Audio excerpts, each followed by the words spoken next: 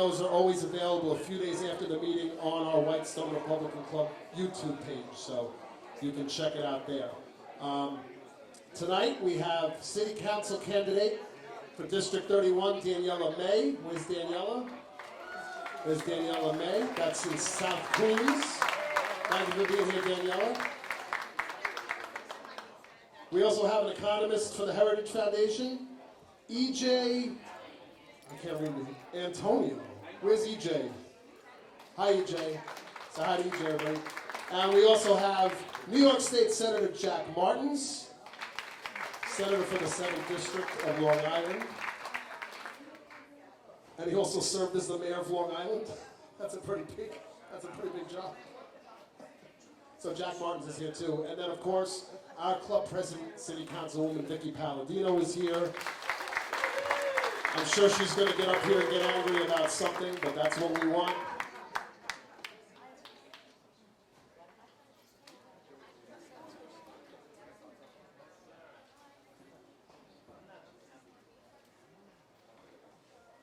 think I gotta hire like a little kid to do all the background stuff. Oh, and by the way, Maria is walking around with the 50-50. Where's Maria? Maria's right here. She's working hard. So 50-50. The bar's open with our friends behind the bar, so grab a drink. We could all use one. And then we have our hospitality girls in the back, Laura and Maria. They got the other stuff, the treats and all that stuff. We asked for a suggested donation to keep that going as well. And I think that pretty much covers everything, right? So we have a jam-packed meeting as usual. Thank you again for being here. Give yourselves a big hand for braving it through the heat today. And without further ado, if you'd all kindly rise, gentlemen, remove your caps.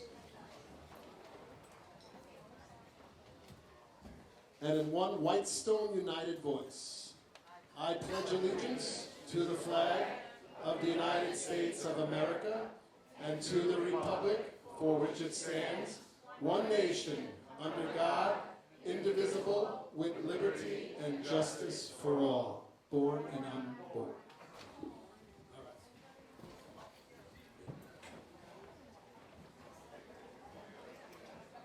Okay.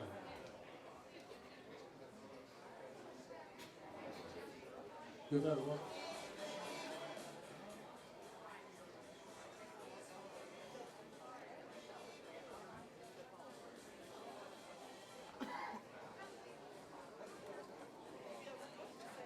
All right, are we ready? Yeah.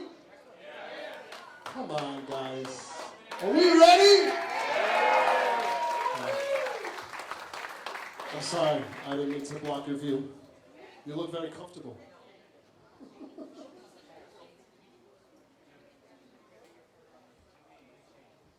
All right.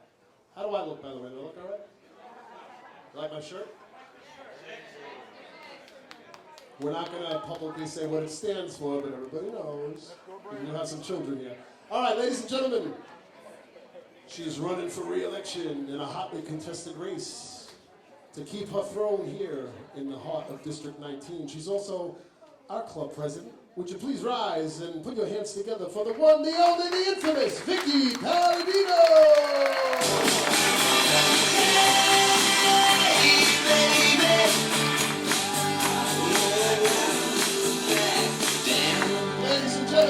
Vickie Paladino. Hello, everybody. Everybody awake? Welcome to July. Here we are. Okay, well, this song once again means everything. We're up against a fight, and guess what? We won't what? Exactly. This is going to be a path to victory. As the incumbent, I'm looking forward to running on my record and not ripping people to shreds. We all know by now who my opponent is, and that is once again, who? Okay. I'm leaving it up to all of you. I will do my job, and I am looking forward to all of you just doing exactly what you did the last time, only 10 times harder. We've got to plant this guy in the ground, call it a day, Bye-bye, And that's what, the Whitestone Republican Club, as you all well know, has become a very large part of my life. You guys have become like family to me. I could probably name just about everybody in this room, which makes me even more proud. So to all the new faces, I want to say welcome. And to, thank you.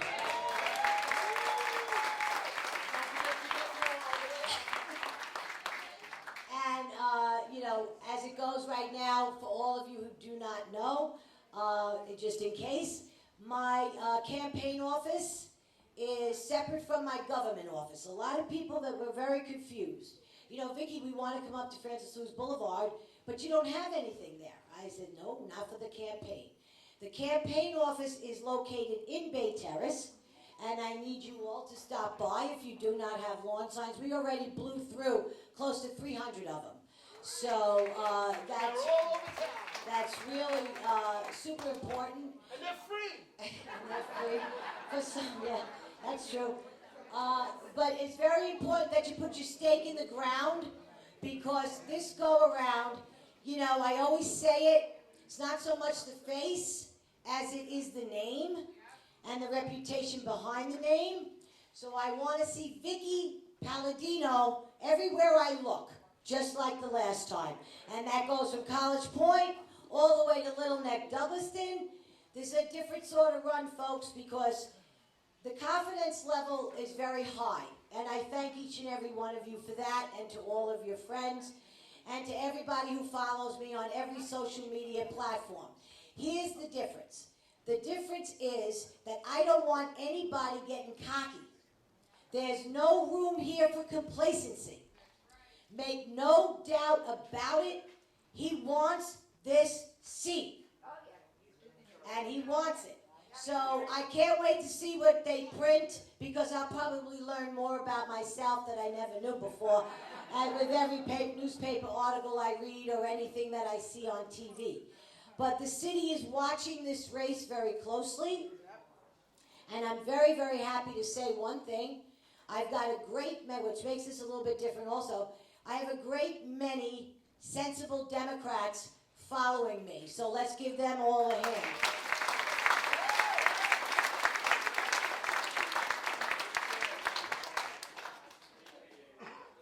My Asian supporters, I do not take any one of them for granted, and I do not take any of my Hispanic supporters for granted either. You are part of our community. You make up the vote. Get out and vote. That's all you can say to anybody. And when anybody talks to you, you guys, whenever anybody brings up my name, you talk about me in the positive sense, how you know me. And my accomplishments thus far, which you will all be given in great detail, because I'm happy to say the last 1 year and 7 months has been an experience of a lifetime. It's a job I want to keep. My love for my district, my love for my borough, my love for my city goes deep, and I take each and every one of you into chambers with me every time I go in there. My heart is your heart, and that's how we work. And we come together, and like I said with my common sense Democrats, we work together, we build bridges, and that's what we do. And I'd like to take a moment now to introduce my colleague, Joanne Ariola. Please stand up, our other powerful woman in the borough of Queens. Honestly, I don't know really quite what I would do without the support that I have from my colleague in Joanne. It is huge. We work together as a unit on a great many things, and that is the way we get things accomplished. We come together.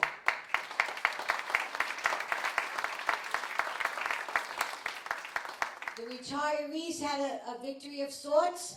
So to all the retirees, I want to say congratulations.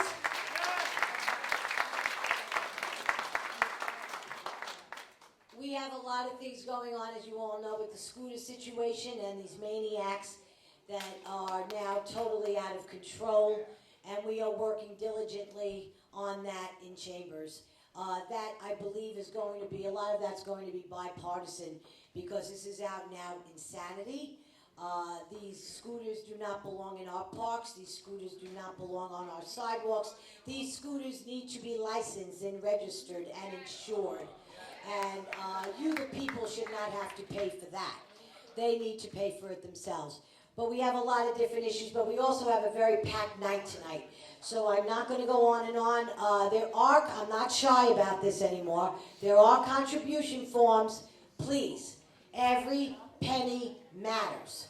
Let's not forget, I am going up against a Democrat who will have support, and he will have, financial support. Like I said, just repeat what we did last time, and we're going to be in great shape. So don't be shy. Get a contribution form, or you go to my website, which is Vickie with an IE 4FOR NYC.com. Yeah, Ronnie. Are you having any fundraisers? Yes, I will be having a fundraiser. I have not yet set up my July. I'm going to do one in July, at the end of July, and I'm going to do one in August, and there's several going to happen in September. Okay, so I will keep everybody apprised of that.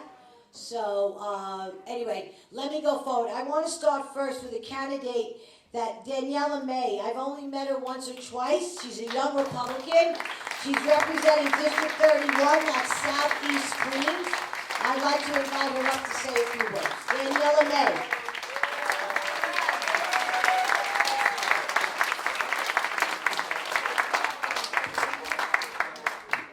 Thank you, Vickie. Thank you to the White Stone Republican Club for allowing me to speak in such a lively atmosphere. Let's give it up for yourselves because you guys are amazing. If anyone would have suggested to me years ago that I'd be standing here today as a Republican candidate for City Council, I'd have thought that I was reading the wrong script.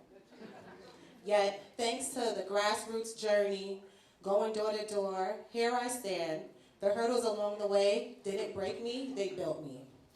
A little bit about myself. I'm a nurse. I grew up in the district. I've been a nurse for almost 10 years. Started in home care and then went on into plastic surgery and specialized in that. During the pandemic, I was a frontline worker.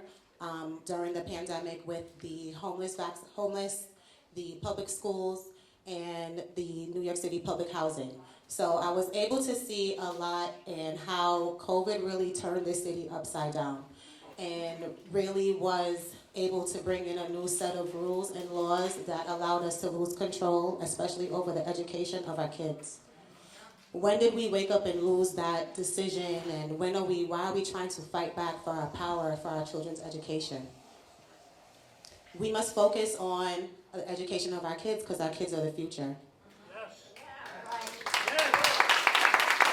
We need to build a better infrastructure, but we can't do none of these things without the support. Even though this is not my district, there's a lot of people here who probably know someone in my district. So in my area, I'm in District 31, I have JFK Airport, Rosedale, Laurelton, Edgemere, Far Rockaway, and Springfield Gardens. It's a large district, covers a lot. A lot of voices, we need a lot of help. It's a heavily Democratic district, and this is the year that we can do these things and flip seats. We need more Republican seats in City Council so that we can have a voice. So I'm not going to take up too much of your time. My website is Daniella4ny.com, DANIELLAFORNY.com. Twitter, Instagram, May for the City, Facebook, Daniella May.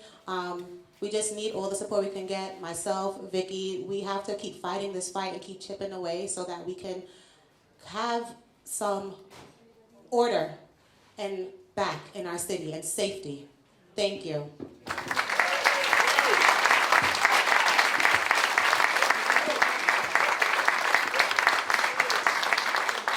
Okay, thank you very much, Daniella. You know, every little bit helps at this point. We've got some other candidates running throughout the city. Not too many here in Queens, but we do have several in Brooklyn, but that's not our borough, that's not our interest. Next, I would like to bring up E.J. Antonio, and he is an economist for the Heritage Foundation. E.J. Thank you so much for having me. Robert initially asked me to talk about any of Joe Biden's achievements tonight. I said, I don't need... Why do you laugh? Why do you laugh? But I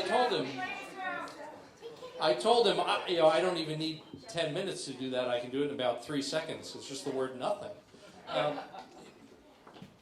As an economist, I basically have no social life because it means I just have to pour through numbers every day. But one of the things I found today that I thought was really interesting, and I think helps explain why so many people are so mad at this president for all of his screw-ups, it's because of how much it's affecting their lives. You know, the average American worker pays $4.55 an hour in the hidden tax of inflation. Think about that. Think about some guy who's making $25 an hour, trying to feed his family, and $4.50 an hour of that is going to pay for all of Biden's spending. So a lot of times we don't usually think of inflation as being a tax, but that's exactly what it is, right? Have you actually stopped and thought, where on earth did the government get the trillions upon trillions upon trillions of dollars that they've spent the last 3 years? Yeah, they're taking it from you right now through the hidden tax of inflation. What does inflation do? It makes the dollar smaller. You know, we don't usually think of money as a measuring tool, but that's basically what one of its main functions, right? If I were to say to you, I'm a short guy, right? If I were to say to you, I'm 5'8", and then I come back next year, if you'll have me, and all of a sudden I'm 6 foot, you'd say, there's something wrong with your yardstick, right? Your inches on that yardstick have been getting smaller, because now it takes more inches to reach the same height. It's the exact same thing with the dollar. They're literally shrinking the dollar. It purchases less. And so because of that, you need more dollars to get exactly what you got before. But the question then is, where did all those little pieces of dollars go?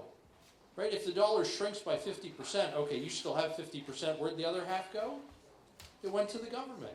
Can you think of a better definition of a tax than a transfer of wealth from you to Washington? I can't. But that's what inflation is.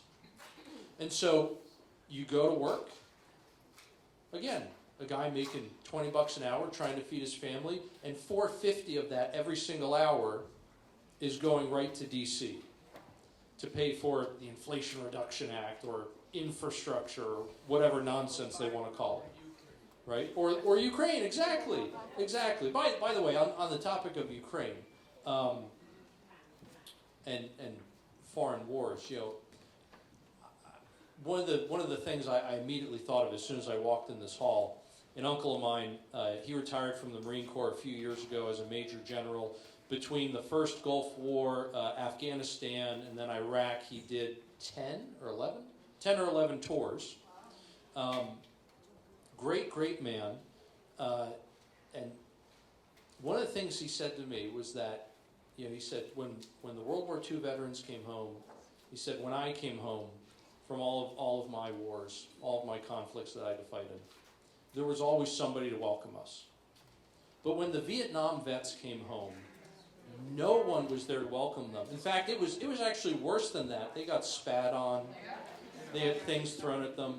So if we could, just for a moment, give a round of applause for every person in here who is a Vietnam vet.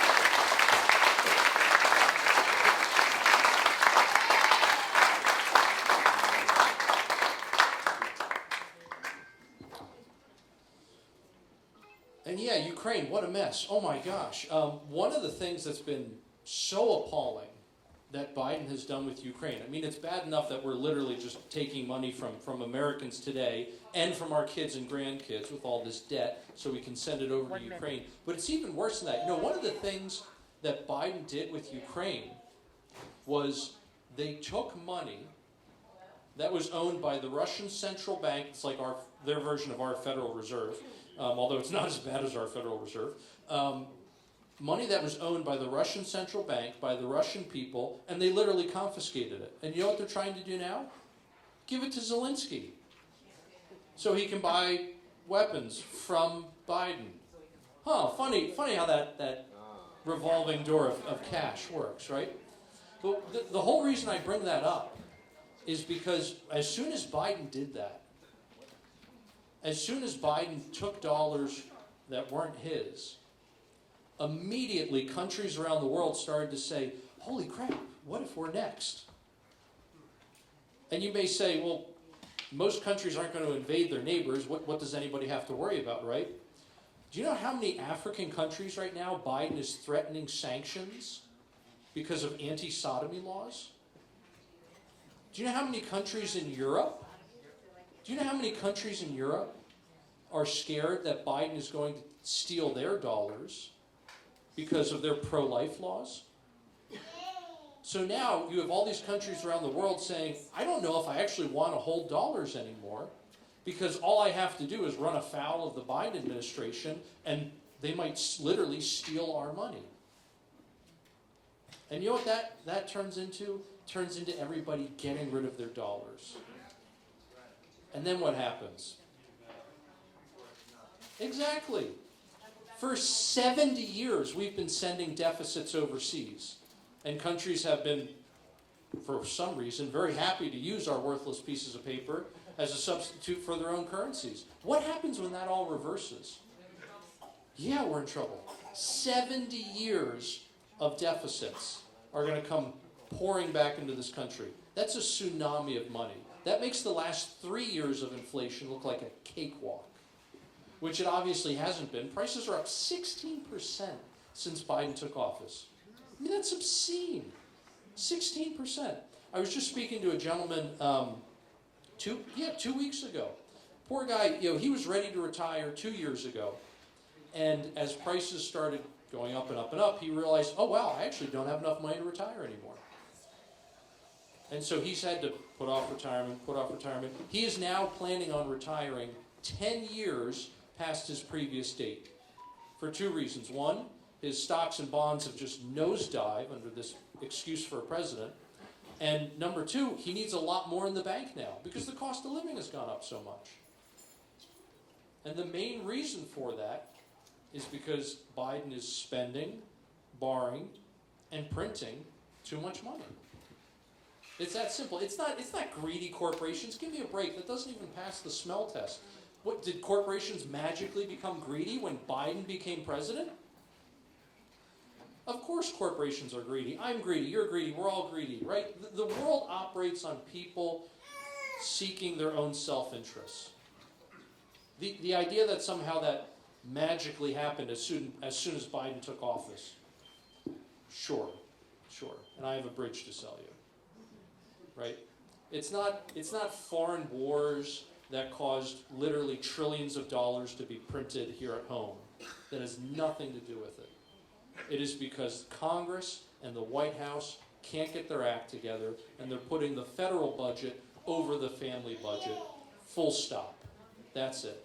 And until we tell them to stop, they won't stop, because it's how they get votes. They constantly campaign on saying, I'm going to give you all these handouts. I'm going to forgive your student loans.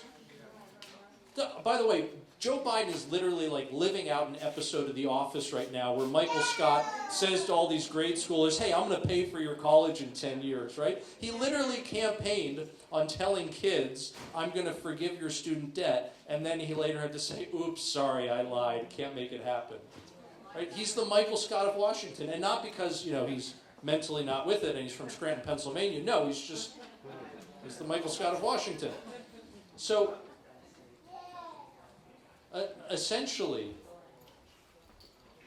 because the Democrats are constantly handing out goodies to people, until we have the political will to tell them, we don't care, we don't want the free corn, they're going to continue to do it. And so that's the message we have to send, not just here in New York, but also to D.C. That's the message we have to send to the politicians. We have to tell them enough is enough. No more spending, no more borrowing, no more printing. I mean, $30-something trillion in debt? Are you kidding me? I mean, think of this. Every single person born in America today is effectively born with a mortgage, like $300 grand. How on earth is anyone ever going to be able to pay that off? How on earth as a country are we ever going to be able to pay that off? Growth. Growth is the answer. Growth is the answer. If you're in a mountain of credit card debt, what's the answer? You got to work harder. You got to make more money and use that bigger income to pay off that debt. But what else do you have to do? You got to stop spending. You got to stem the bleeding, right? And so those are the two things we got to do. And it's not going to happen until we tell DC to do it. So I hope you'll join me in that fight in trying to get that message across to the politicians. Again, whether here in New York City or in DC. And again, thank you so much for having me this evening. Really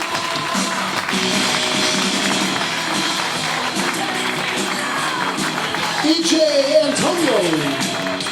Look at this, I got a gavel. What's more dangerous than Vickie with a gavel? Vickie. I'm standing closest to him. Vickie with a baseball bat. That's not nice. Okay, order. All right, everybody. I'd like to bring up somebody now who's near and dear to this club. His name, everybody will know. He's been here many, many times. He ran for AG, and his name is Michael Henry. Michael!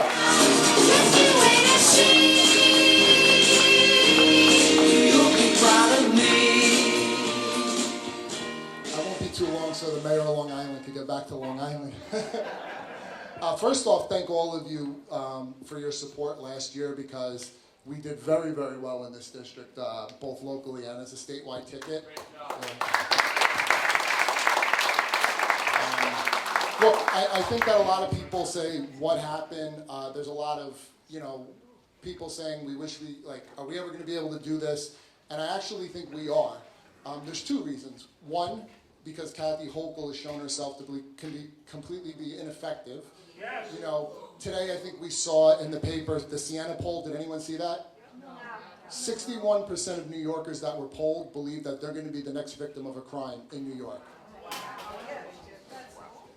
Since she was elected for the first time, what have we seen?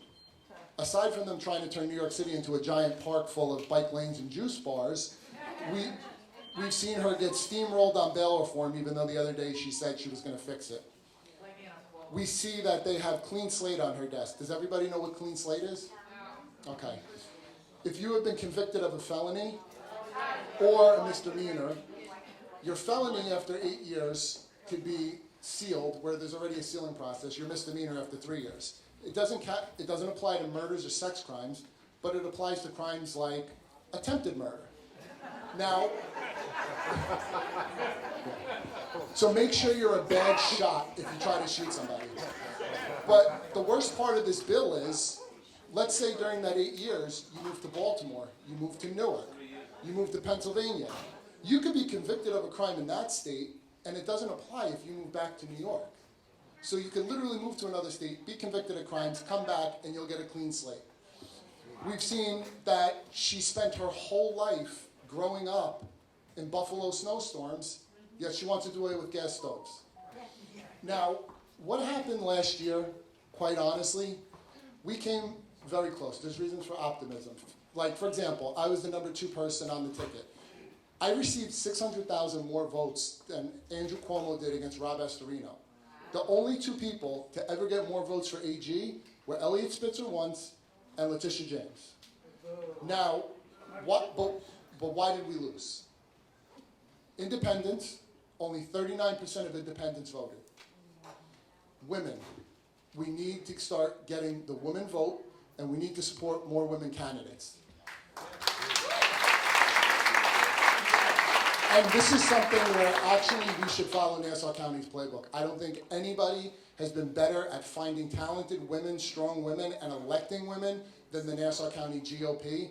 If you look at that county-wide party, they probably have more elected officials that are female in that county than the rest of the state combined.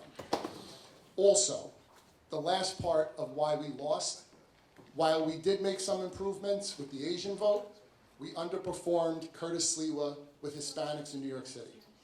If you look at the demographics of New York City, in the last 10 years, over 200,000 African Americans have moved out of New York City. They've been replaced by Hispanics, and the fastest ethnic group growing in New York City, Asian Americans. Asian Americans are 16% of the vote, but they're rapidly growing. We've won the majority of Asian districts the last 2 years in New York City. We have to start making those inroads with Hispanic voters, because the two issues where the Democrats are never going to beat us are crime and the educational system. And if we keep our voters motivated and we can build that coalition among these ethnic communities, we will start beating Democrats everywhere. But we have to make sure, and this is one thing I want to say, and some people might not like it, stop with the bullshit conspiracy theories about Election Day. The very first day, find out when you can vote in early voting, you get out, you vote, and then you make sure your family members get out and vote, and you make sure everybody gets out and vote. Because the quicker you bank your vote, the quicker you can push your lazy friend or relative out to vote, and that's how you win. Because what the Democrats do is they know who their high propensity voters are. And what they do is they get everybody that they know is going to vote the first few days of early voting, and then the last few days, they start looking for people that voted maybe once in the last 4 years, or twice in the last 4 years, and they start pushing them out. I know that a lot of people do not like the rules that are in place right now, but guess what? Until you beat the Democrats at their own game, you're not going to get a chance to change the rules. So, does everybody right now, who lives in this district? Raise your hand. Everybody should make a commitment that you're going to vote the first day of early voting. No. I don't trust it. You don't trust it? Do you realize, listen, do you realize this is going to be about turnout? If you get more people out to turn out, where it's not a 50-person race, 100 or 100-vote race, or a 50-vote race, and you have maybe 500 more votes than the other side, they're not going to have enough time to play catch-up, because Democrats are lazy and don't vote in off-year elections.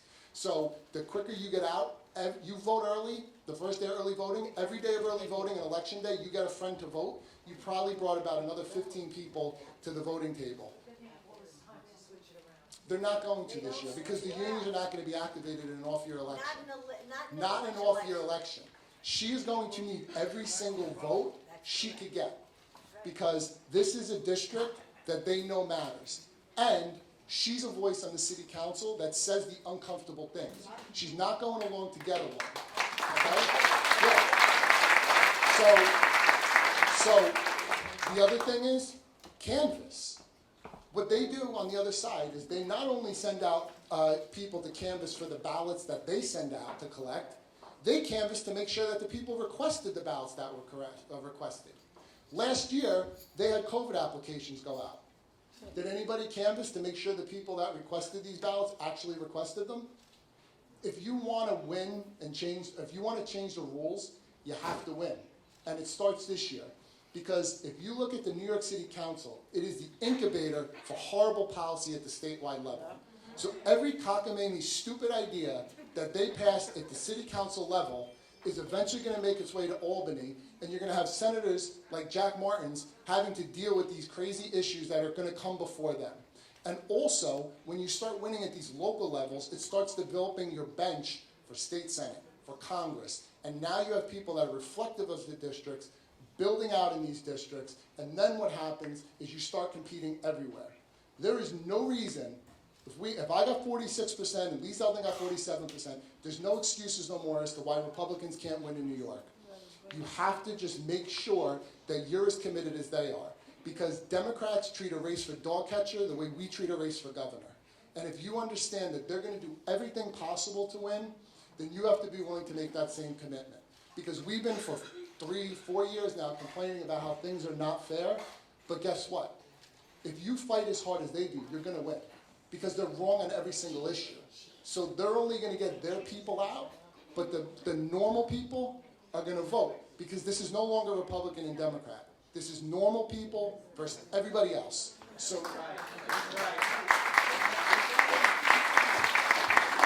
so it's going to start this year in the city council, and next year it's going to go to the state legislature. And I just ask that next year, as committed as you are to electing a president, be just that committed to getting more members to the state legislature so you can start turning things around. Wait, what is the advantage? Could you explain the advantage to early voting as opposed to voting on election day? What happens if you get in a car accident on the third day of early voting? You can't show up on election day, right? Somebody could get sick and not make it on election day. If you vote, let's say you vote on the first day of early voting, right? Your vote's banked, it's counted. Now, you can talk to your friends. Did you vote yet? No. Well, you need to get out and vote. I voted yesterday, 9 to 5. Oh, wow, I didn't know I could vote early. I'm telling you, they line people up on early voting that they know are gonna vote. So then when election day comes around, they're calling people that, oh, we saw you only voted once in the last 4 years. Why aren't you voting? Did you know there's an election today? They're already, by the time election day comes, they're focused on people that are like not regularly voting. And then they're getting people out to vote that didn't even know there was an election. That's the advantage. Also, what happens if there's a hurricane on election day, there's a rain, and people don't want to go out because they don't want to get wet, or you got stuck at work, or you had a family emergency. There's so many things. Bank your vote as early as possible, because that's how they beat us last year. They had an early vote operation in place that literally they look and they target all their high propensity voters. This year, listen, we lost city council races by 150 votes last year, or state senate races, 150 votes, a point and a half. If we could literally win these races this year by so much that it's not going to matter what they do at the ballot box. Well, that's why people have to volunteer to be poll workers. Another thing you're concerned about is that We need somebody to board of elections. All right, let's hear it from Mike. Michael Henry. Let me just, I just want to add a little bit to what Mike said. Look, you know what? We have been trained. We are Republicans, we have been trained that there's one day to vote, and that's election day. Well, that was all well and good. Guess what? There's a new game in town, and they play it. We don't. People request absentee ballots. My office plans to know on everybody, plans to find out who everybody is who asked for absentee ballots. That's the way you win. You go out and you give them the applications for absentee ballots. There are so many people. You know, years ago, a lot of you, maybe you should know, absentee ballots were exactly that, absentee ballots. You had to fill out an application in order to vote on an absentee ballot. Now they're called mail-in ballots. That means everybody and their sister and their dead cat can vote. So it's up to us to keep track, being in the game I'm in. You know, let's not forget, here is a number. I want this in your head. I won by not 1,383 votes, not 2,383 votes. I won by 383 votes. That's all I won by. Now that's a harsh reality, because you see what happens to us here. This is a cocoon. You're in a cocoon. This is an echo chamber. So we all agree here, right? We all know who we want, right? Now, you got to take this from here and bring it out there where it's not so safe. One of the main reasons why I opened my office in Bay Terrace was because I had to go, believe it or not, where people really didn't know me. So I could shake each and everybody's hands who comes in and says, you know, Vic, I'm really not sure about you. Well, that's okay. Come on in. You want a bottle of water? You want a cup of coffee? Let me talk to you. Find out. what are your concerns? And I asked them what their concerns are. We find out we have more in common than we did last time. And what they found out, which I'm so happy about, now carry this message out there, is, James, is the fact that, sorry, I don't find anything ruder than when people talk when somebody else is talking. We were just saying how lovely you are. Oh, yeah, I know. Okay. That's what I mean by being home. Let's give James a round of applause. You got 2 minutes. Be quiet. Anyway, where was I going? I gotta remember she's holding up the apple. Bay Terrace. Okay. So now, that's how comfortable I am with you guys.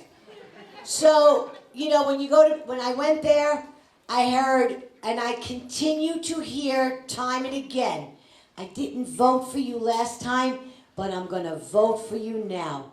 You are exactly what you said you were going to be.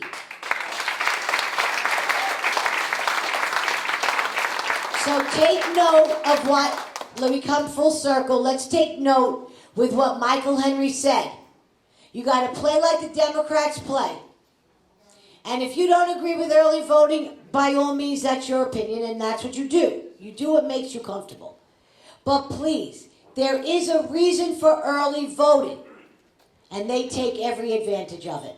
So please, you do what's in your heart, what's right for you, and it'll work for me. Volume, people, numbers, game. That's what this is. So thank you. Now, I'd like to bring up someone who's known as, this is a big deal, I'm very happy Jack Martins is here. He's known as the mayor of Mineola. He's a Republican New York State Senator from the 7th District. He's an attorney. He previously served as the mayor of Mineola. Jack Martins, come on up.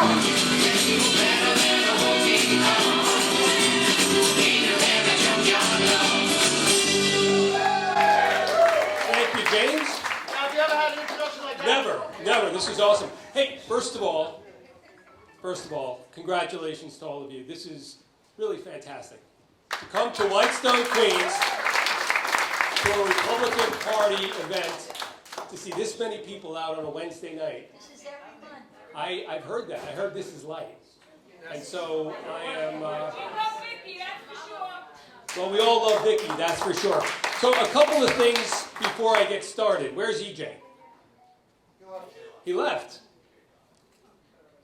EJ, inflation, Ronald Reagan. You know what Ronald Reagan said inflation was? Ronald Reagan is the price you pay for all the free stuff you get from government.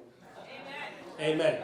Ronald Reagan was fantastic. Those are simple ways of explaining what sometimes takes somebody 20 minutes to say. But it's the price we pay for free stuff we get. My name is Jack Martins. Live in Nassau County, born in Queens County, son of Portuguese immigrants that arrived in this country in 1963. So my dad, and currently representing the 7th Senate District, which is the North Shore of Nassau County. So if you start in Great Neck, right on the Queens border, and continue across the entire North Shore of Nassau County to Laurel Hollow, to the Suffolk border, that's my district, north of Jericho Turnpike or the Northern State Parkway, or as you refer to it, the Grand Central. And so, ladies and gentlemen, when we talk about the American dream, when we talk about those things that are important to us, my dad arrived here on November 23rd, 1963. Anyone remember what November 23rd, 1963 was? The day after Kennedy got shot.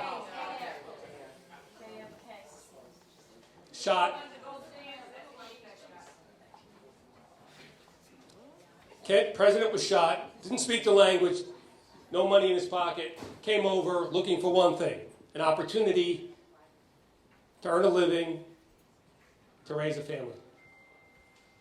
That's what we all want, right? We all want the same thing. Michael just said it a few minutes ago. That's all we want. We want to make sure that our kids have opportunities that we don't have. We all want to make sure that we have an opportunity to go out there and work, put food on the table, because I believe very strongly that there's dignity in work. The ability to work and then provide for your family and make sure that your kids have a better opportunity than we did. We sacrifice intergenerationally. We've gotten away from that in this state. And so when you think about these things, you look at where we are as a state, you look at where we are as a city, and you look at what we can do to make a difference. Well, I want to give you a couple of quick statistics because I know it's getting late, but Vickie Paladino was elected in 2019, right? She won in 2021. In 2021, the New York State Senate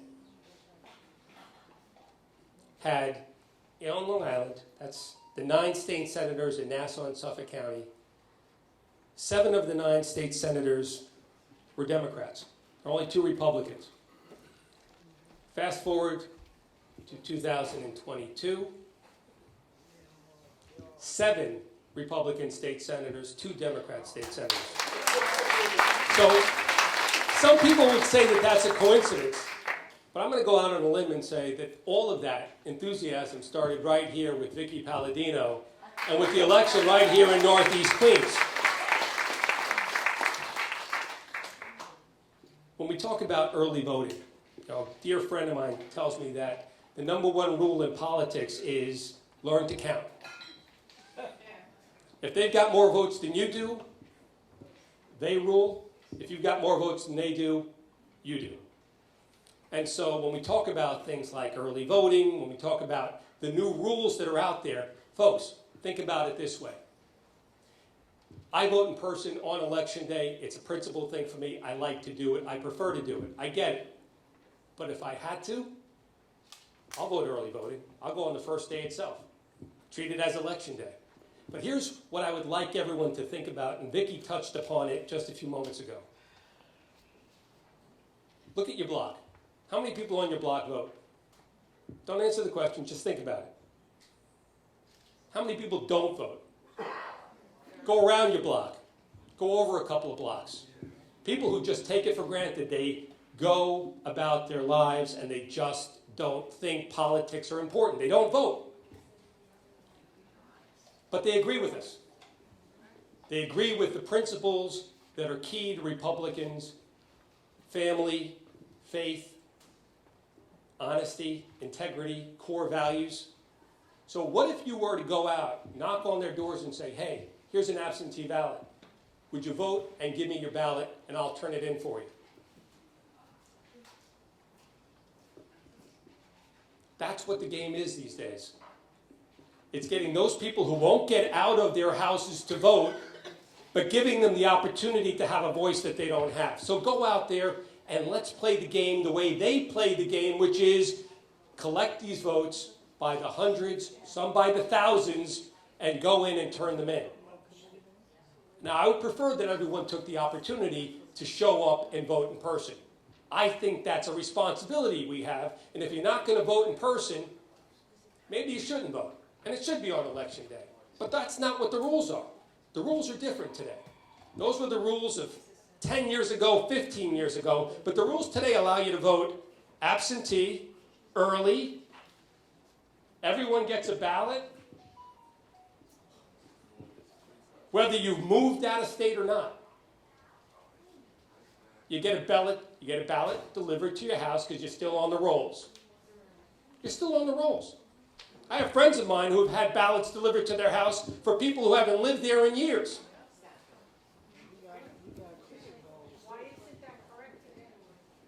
So let's understand how this is being done and how elections are being run today. And let's make sure that we get every ballot on our block, every vote on our block, and every vote in our neighborhoods out for Vickie Paladino. So as was said, I served as the mayor of Mineola between 2003 and 2010. In 2010, I was elected to the New York State Senate. Vickie Paladino said she won by 383 votes. Vickie, where are you? 383 votes. Ladies and gentlemen, in 2010, tough time, 2009, 2010. If those of you who remember, the New York State Senate for years was Republican majority. For years. Republicans lost the majority in the New York State Senate in 2008. And the next election was 2010, and we were trying to get it back. My election, 7th Senate District, 2010.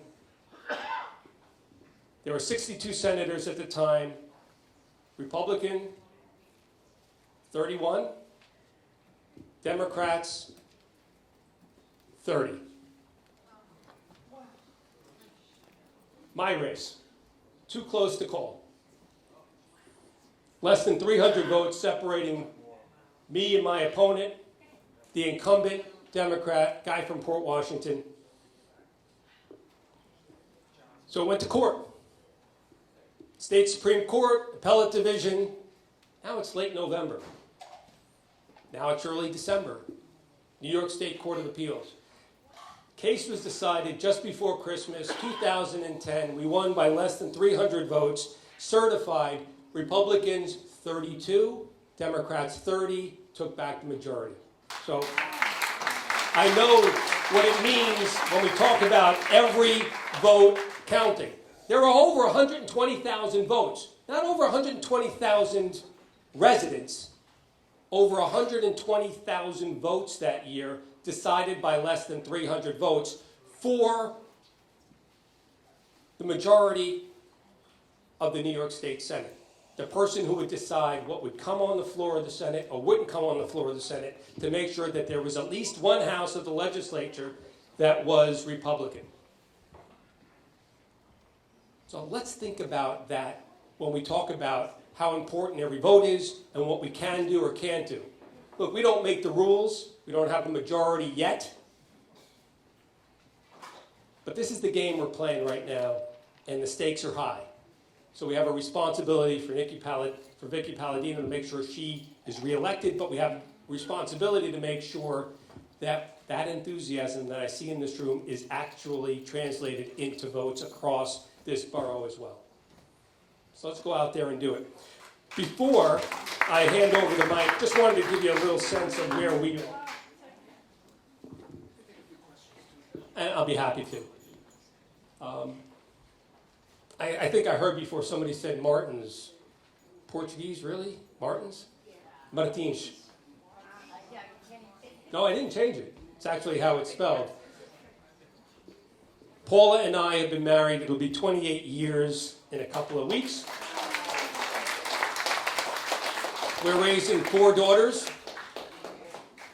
Caitlin, 26. Vanessa's 23. Caroline, I'll go in order. Emma is 17 and Caroline is 15. Sophomore in high school, going off to college in September, graduated from college, working in New York City, going for a graduate degree, and our oldest is going to med school. So this is why we work, this is why we struggle, and this is why, after having left the state Senate in 2016, to go home and spend more time with my family and work in my profession and raise my kids and be able to pay for college. That's why in 2022, with everything that's going on, I said, stop. I got to go back. And so I ran last year for my old seat against another Democrat who had taken the seat and beat her and went back up there. But we have troubles in New York State. The state Senate that I left in 2016 as a majority Republican senator in New York State, because we had the majority at the time. Now we have 21 Republican state senators and 42 Democratic state senators. It's 2-1, folks. And just 5 years ago, we had the majority. So when you talk about things shifting in a hurry, they do, but that also means they can shift back in a hurry. And so let's talk about what that means. Let's elect good candidates at a local level. Let's do our part to make sure that we can move that scale just a little bit. Because that will have something to do with who our next state senator is going to be here. Maybe a guy like Stefano Forte. Will have something to do about who our next assembly members are going to be. Maybe perhaps who our next Congress members are going to be. Who the next governor is going to be. Comptroller, Attorney General. So the last gubernatorial candidate we had as a Republican, guy by the name of Zeldin. Remember him? Okay. Let me tell you about Lee Zeldin. Lee and I were elected. Remember I said I was elected in 2010. Lee and I were elected in 2010 together. We served in the state Senate. He left in 14 to go to Congress. I left in 16. I've known Lee Zeldin at this point for close to 20 years. His wife, his daughters. Lee Zeldin would have been a fantastic governor. We missed an opportunity. But we built momentum. And I do believe we have the opportunity to take steps. And if we took the step we took a year ago, and we can look at Lee, we can look at Michael, we can look at everyone who ran in 2022.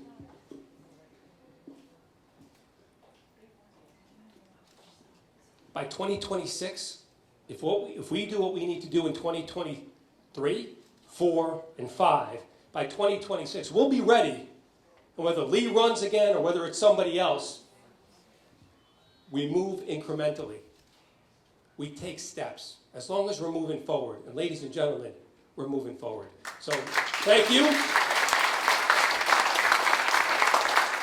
And let me just say one last thing. Somebody said, hey James, can you lift that sign again? Somebody said that this sign was free. Yeah, it's free for you, but someone's got to pay for it. So when you leave here today, just remember, there are fundraisers coming up. Votes are fantastic, extraordinarily important. It's everything. Election day is live or die. But along the way, don't forget to support our candidates and make sure that Vickie has enough to buy more of these signs. Ladies and gentlemen, God bless you. Thank you.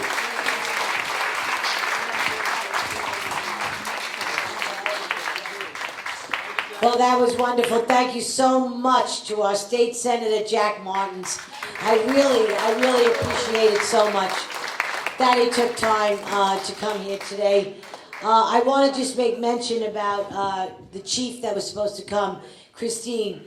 In the business she's in, there's no day, there's no night. There's just 24 hours a day, 365. So, unfortunately, she could not make it, and I apologize for that. I'm going to try to get her here for August. And August, I want to lean towards a lot of law and order. I want to take that route going forward in August. And, of course, about the campaign. If anybody is on social media, it's Vickie for NYC on Facebook. It's council member Vickie Paladino also on Facebook. It's CM Paladino on Instagram. And then there's my fun page, which is my maiden name, Vickie Albrizio Paladino. So, and a lot of you are following me there as well. Stay abreast of things. Stop by my office. And our next meeting is August the 10th. What is it? Oh, the 9th. Oh, geez, I can't even think that far. Can you believe we're in the middle of July? I swear, I wake up, I say, what day is it? Because I don't know if it's Wednesday, if it's Thursday. I go by my calendar, they just tell me where to go. And I say, okay. Do I have to get dressed up? No, good. Okay. We're good to go. But anyway, I want to say thank you, each and every one of you, for coming out on this July 9th. We have a 50-50. You guys never cease to amaze me.